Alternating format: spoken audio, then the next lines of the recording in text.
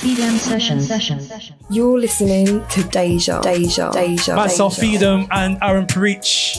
Once again, check out the artists that we played because we always love just showcasing the different talents that's in this space that we are in, which is like a community of believers and all passionate about Christ and all passionate about the arts and culture as well. So this is a wonderful space to just showcase that, man. For real. How do you describe the space that we're in? Do you call it a community? Is it a kingdom? I know there's so many ways to describe it, so I just like, what do you call this space of believers that are in the arts expressing their faith?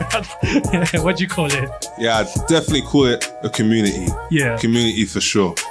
Because at the end of the day, I mean, I can't speak for everybody, but for quite a lot of individuals who I've met and interacted with and, still in contact with now, in fellowship with, including yourself, it's definitely a real sense of family brotherhood, just a real understanding that, it's not just us. Yeah. I mean, there's still like some kind of like industry thing attached to it, but it's just really more coming from a place of, we are actually here to glorify the King of Kings, and therefore that means that if we have been brought together in this space, then it's even more important than ever to actually support each other, even more so than how people on the secular side support each other.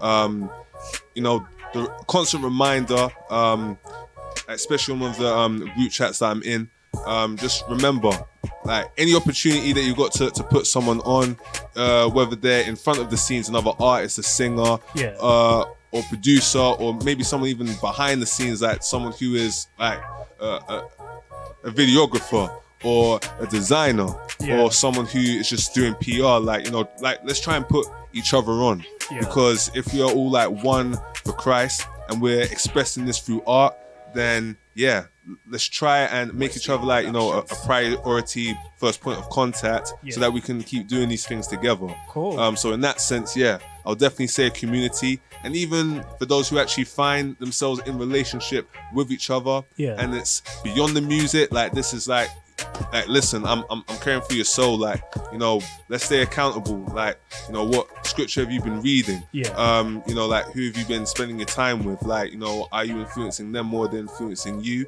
If it's not the case, then come on, let's pray about it. And enough people actually go into the same congregation together as well, so True. I think that's a beautiful thing. Yeah, I agree, man. I just want to give a massive shout out to everybody again that's on the live. DJ Scotty Deluxe, Mr. Spliffs, New Zealand, you gotta say it.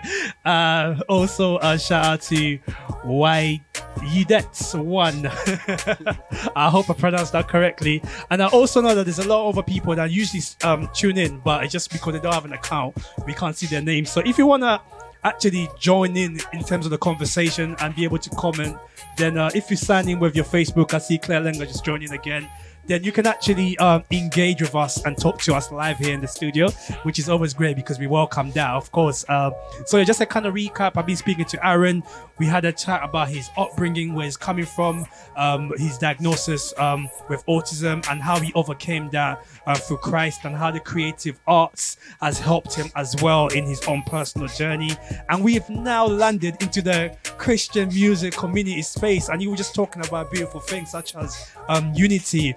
And I think just before we tap into more like the action point in terms of calling people onto unity, my experience in coming into Christian music space, I feel like what I may have perceived was not necessarily what I received, in the sense of I feel like, okay, we all Christian, we all gonna walk together, everybody's supporting each other, and we all working for one common goal. But I feel like there's some misconception in that, and the reality is not always like that. And that could be okay, but is it okay? So at the same time, what was your first take coming into the space like? It was definitely difficult, I'm not gonna lie about that. Like I say all the positive sides of it based on what I'm experiencing now. However, because I did say that I can't speak for everybody. So there have been times where it has been a bit long trying to hear back from certain individuals. You know, I won't put your name out, and like for some, like, well, our communication has improved quite a lot since then. Right. But yeah, just left hanging by like some artists who you might reach out to, who you've spoken to at least like one time, like in person before. I'm just asking like, hey, can I have you on to feature? And it's just kind of like, oh, let me think about it, or just repeatedly asking, oh, what's this about? What's this about? Even like trying to like screen you, and you don't hear anything. Like not even at least a no, I'm not interested, just like complete blank. Right. So that was definitely hard at first starting out. And yeah, and there's definitely a sense of competition with some people. Right. Not that I've experienced like much of that, but yeah, but I know it's out there. Like, you know, people have experienced it. They've been open about it, to the point like maybe the relationship still hasn't been reconciled, or maybe it has. I don't know, but yeah. But I'll say like the toughest parts for me has definitely been like trying to get certain people to feature. But that was like at the beginning of the journey. Right. So yeah, definitely. And I think it's always important for us to acknowledge the realities of things as well. In order for us to have genuine change and progress, it's important to say, okay, this is not right. Needs to be changed. And after we call things out, it then helps us all to grow as a body, as a community. You get what I'm trying to say? Yeah, and I'll say definitely a thing of I'm not gonna like go into detail about the situation, but just things like behind the scenes, like things like insecurity, like you're climbing up but you're leaving me behind.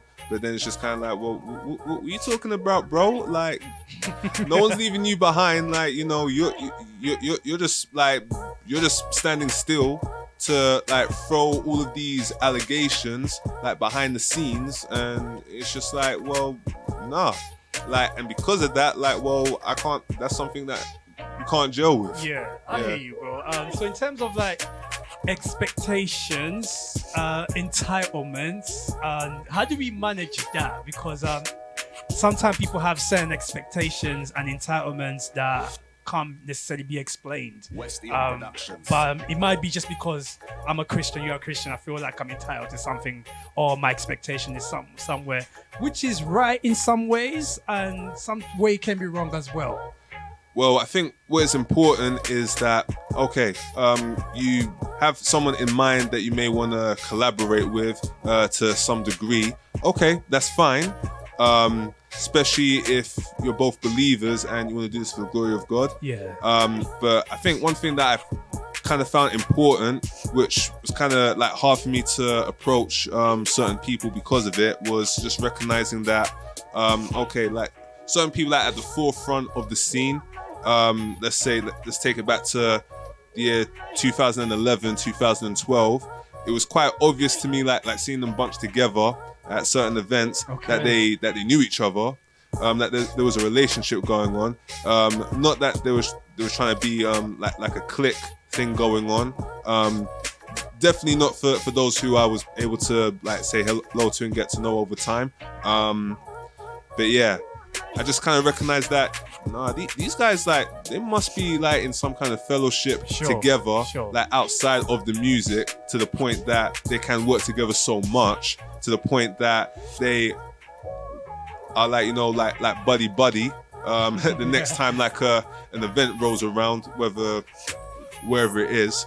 So I was just waiting for an organic relationship, like friendship, to form, of which I don't have to feel like I am just using the person for their gift, but rather like when the recording session is over, like the song is out and like everything is done, and like we've done our set together, it does feel like a very organic brotherhood, an organic relationship that's going on. And yeah, I'm blessed to say that I've been able to form some of those relationships, like just slowly but surely. And yeah, like it did start from approaching, like, yeah, like, do you want to do this track? But then even before we get to that point, getting to know each other, like hearing each other's stories and testimonies, yeah, it's definitely been helpful to consider the person even before we even talk about doing anything musically speaking again. So I think that's what people need to be prepared to do. Right. Build a relationship. You know, don't just, oh, like, here's my track, like, listen to it, put me on. It's definitely been helpful to consider the person even before we even talk about doing anything musically speaking again. So I think that's what people need to be prepared to do. Right. Build a relationship. You know, don't just, oh, like, here's my track, like, listen to it, put me on, and then I will move on to the next person. Like, no, don't do that. Right. But at the same time, like, yeah, let's be open to the opportunity to, you know, work with more people in the scene more. You get what I'm saying? So that we can grow the scene. Yeah. So that we can actually push the scene out there. Because, like, you know, what's the point of pushing the scene if you're not even, like, interacting with people in the scene? You get what I'm saying? Yeah. Now that's encouraging to hear. There's a lot of nuggets in what you said, and I think a key word is definitely relationship. Yeah, you know what I mean? I feel like that is a bridge. It helps a lot because then you get to know who you're actually working with, who the person is. Exactly. Are you aligned in the same place? Like, you guys go in the same direction? Because some people may appear one way, but it might not necessarily be like that when you get to know them personally. Yeah, exactly. And that's like the church as a whole in general. Right. Because, you know, you never know, like, unless your discernment is on point, like, you won't know if you're working with a wolf in sheep's clothing. Okay. You get what I'm saying? Yeah. And, like, you know, the Bible warns us about that. Like, as real as it is about, like, the need to be in community, to be in fellowship and whatnot, Yeah. you know, it does say, like, you know, that there are going to be fakers coming in. And if that is true of the church as a whole, then, yeah, like, it's a very strong possibility that it can be the same in the scene as well. Right. And yeah, it's just what it is. I mean, by the grace of God, you know, we can root those things out early and, like, you know, just keep the focus, like, keep the main thing. But I think we'll be very dishonest with ourselves and with other people if we were to say that none of that has happened even in the music space, because it has. You know, whether we've heard about it, like, you know, in the news somewhere, or we might have dealt with them personally. Yeah, I hear that, man. All right, cool. So let's talk about like actual brotherhood and community, and actually the unity movement as well, because I feel like that was something that started quite early on as well, during the time where we were meeting and mingling. Yeah, and man. then there was quite a Shout out to movement Jay as well. Walker. Big up, man, like Junior. Yeah, man. And Jay That's Chief my guy as well. right there. Like the Jay early Chief. Big up pillars, Jay Chief. MC Tempo. These were the early Big pillars. up MC Tempo. Like big up everybody. Right. Who am I missing out? I mean, like, big up Feed 'em here. Big up SEB. Big up Benga the rapper. Like that first season that we did. Yeah, kind of like obviously I see you as more than somebody that just came to a season and left. You were somebody that actually was part of the whole unity movement. Until now, you're actually behind the scenes working on it. So let's talk about unity as what it is. Unity, the call to the unity of the body, and then let's tap into the unity movement itself. Unity. So I'm slightly paraphrasing. I believe it is, okay, I can't remember exactly where it's from, but, you know, like one faith, one Lord, one body, one baptism. You know, that's what we read in the New Testament. So I just believe like from that concept, like just from that, you know, unity was actually birthed. Again, like, I wasn't in the initial stages of well, we're talking about unity in general. Right. So it's just important that as artists, as believers first, then artists, like, we have been grafted into one body, of which Christ is the head. So if we actually artists and we're communicating the same message, then it only makes sense that we put our resources together It may not necessarily be monetary resources, but just as far as like access to like, okay, you know, a studio, or like you make beats, or you can actually help us with our pen game, like help us improve. Right. You wanna like check like the quality of the songs, like yeah, let's come together, let's bring it so that we can help each other get better, as we have been discussing already. And then yeah, the unity movement, again, big up Jay Walker, big up Jay Chief, like these guys they started that with the first season of the Cypher.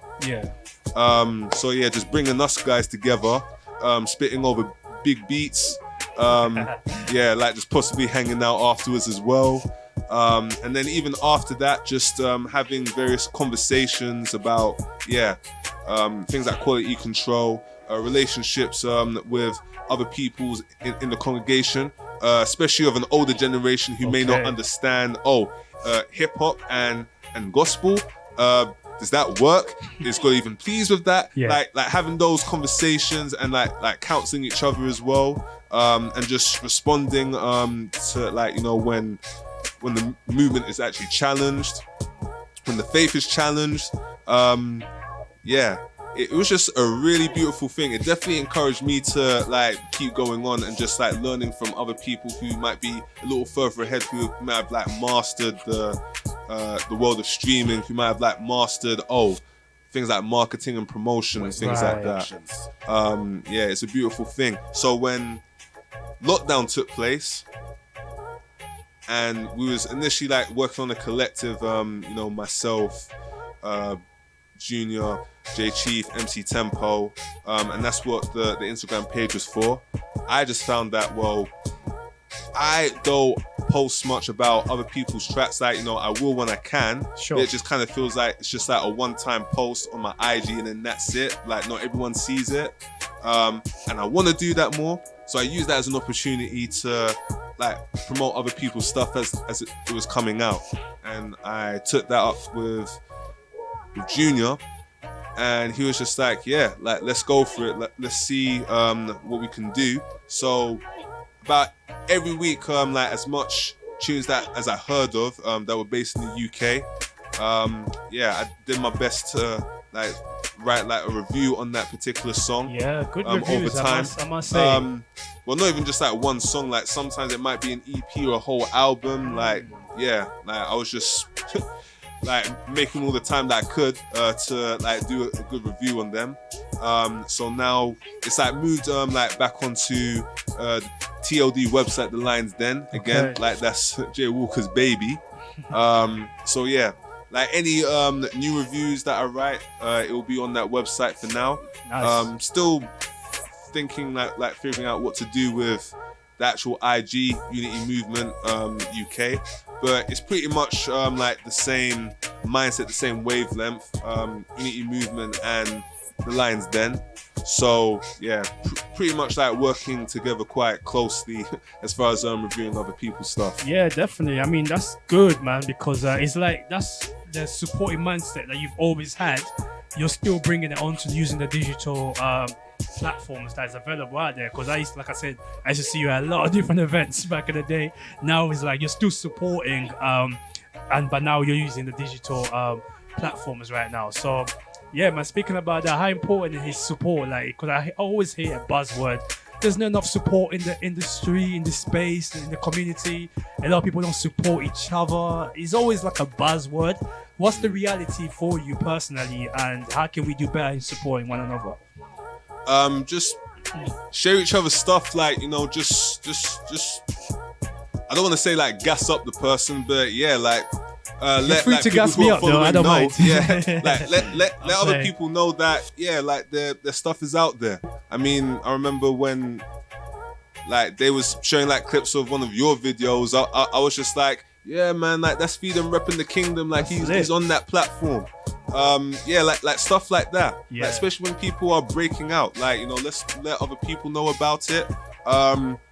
Like stream, if you can, like buy the album, the EP, the single, if possible. Like go out and like, you know, support their events. And one thing I've tried to make a point of doing is actually letting people know about different open mic events as well. Yeah. Whether I'm gonna be there or not. Yeah. Like I've shared like open mics to other artists, like knowing already ahead of time, okay, I've already got something that day I can't do it, but maybe you can. So yeah, things like that. Just little things like that. Definitely, I agree, man.